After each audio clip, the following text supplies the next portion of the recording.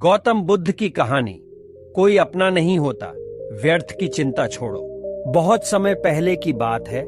बौद्ध धर्म के प्रवर्तक गौतम बुद्ध जी एक बार उत्तर प्रदेश के कपिलवस्तु नगर में रह रहे थे। वे अपने संघ के साथी संबंधियों के साथ वन में विचरण कर रहे थे। उनके पास कुछ शिष्यों ने आकर कहा, गुरुदेव, हमें लगता है कि अपने ही होना सबसे महत्वपूर्ण है।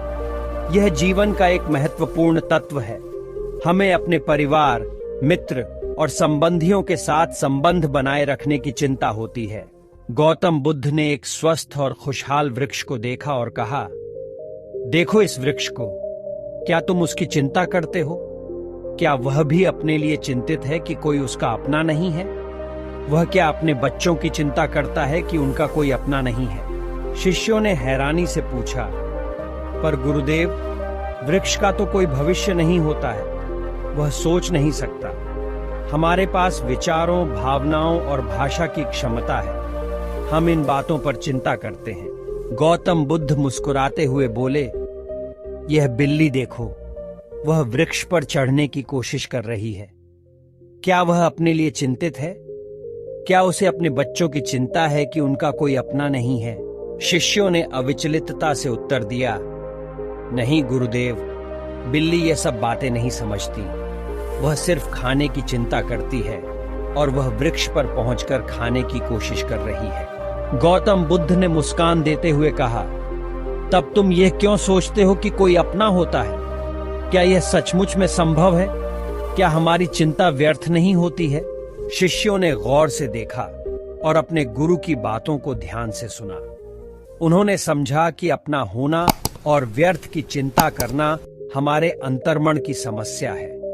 उन्होंने यह भी समझा कि जब हम अपना होना के बंधनों से मुक्त होते हैं, तब हम सच्ची खुशी को प्राप्त कर सकते हैं। गौतम बुद्ध ने अपने शिष्यों को एक कहानी और सुनाई। बहुत वर्षों पहले एक गांव में एक गरीब लड़का रहता था। उसका नाम सुखीलाल था। सुखीलाल गरीबी के कारण हमेशा दुखी और चिंतित रहता था।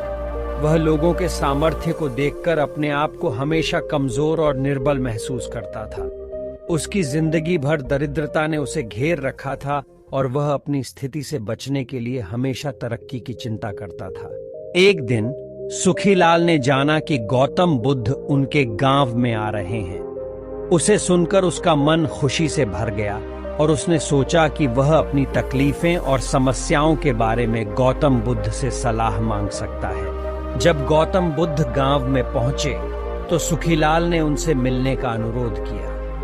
गौतम बुद्ध ने सुखीलाल के प्रश्न सुने और उनके चिंता करने के पीछे का कारण जानने की कोशिश की। सुखीलाल ने कहा, गुरुदेव, मैं अपने जीवन में खुश और समृद्ध होना चाहता हूं, लेकिन मेरे पास कोई अपना नहीं है। मुझे अपने परिवार और संबंधियों की चिंता होती है। मैं हमेशा यह सोचता हूं कि जब मेरे पास कोई अपना होगा, तब मैं खुशी प्राप्त करूंगा। गौतम बुद्ध ने अपना हाथ सुखीलाल के कंधे पर रखा और कहा, सुखीलाल, तू अपनी चिंता छोड़ दे। अपना होना यहाँ सच्चाई नहीं है। असली खुशी और समृद्धि अपने अंदर है। तू उसे पहचान और उसका आनंद ले। तू इस संसार में एक अद्वितीय और अनूठा है और इसीलिए तू विशेष है। सुखीलाल ने अपने गुरु के वचनों को गहराई से समझा और उसने अपनी चिंता छोड़ दी। उसने समझा कि उसका सच्चा खजाना उसके अंदर है, न कि बाहर। वह अपनी आत्मा की प्राकृतिक शक्तियों को जानने और उनका उपयोग करने के लिए प्रयास करने लगा। समय बीतता गया और सुखीलाल ने अपने आप में सुधार देखा। उसने मेधा की पढ़ाई की और अच्छे नतीजे प्राप्त किए। वह ध्यान और मेधा के माध्यम से अपने मन को संयमित करना सीखा। उसने खुद को खुशहाल और स्वस्थ रखने के लिए योग और ध्यान का अभ्यास किया। उसने अपनी अंतरंग शक्तियों को जाना और उनका उपयोग किया। बहुत समय बाद एक दिन सुखीलाल ने फिर से गौतम बुद्ध से मिलने का मौका पाया। उसने गुरुदेव को देखते ही उन्हें धन्यवाद दिया और अपने परिवर्तन के बारे में बताया। सुखीलाल खुशी से बोला, गुरुदेव, मैंने आपकी सीख को मन में स्थान दिया है। मैंने अपनी चिंता छोड़ दी है और अपने अंदर छिपी संपूर्णता को खोजा है। मैंने अपनी असली स्वभाव को जाना है और उसे स्वीकार किया है। गौतम बुद्ध ने खुशी से सुखीलाल को आलिंगन दिया और कहा, बहुत बढ़िया सुखीलाल, तूने सचमुच मेरी सीख समझी है। अपने को खोजने के बाद तूने अपने असली खजाने को प्राप्त किया है। अब तू विश्वास कर सकता है कि तू अपना नहीं होता, लेकिन तू अनन्यता का हिस्सा है। सुखीलाल के चेहरे पर खुशी की मुस्कान छाई और उसका मन शांति से भर गया। उसे समझ आ गया कि अपना होना और अनन्यता में एकता है और इसलिए उसकी चिंता व्यर्थ है। उसका जीवन पूर्णता, समृद्धि और आनंद से भर गया। इस कहानी से हमें यह सीख मिलती है कि हमें चिंता और व्यर्थ की बातों को सोचना छोड़ देना चाहिए।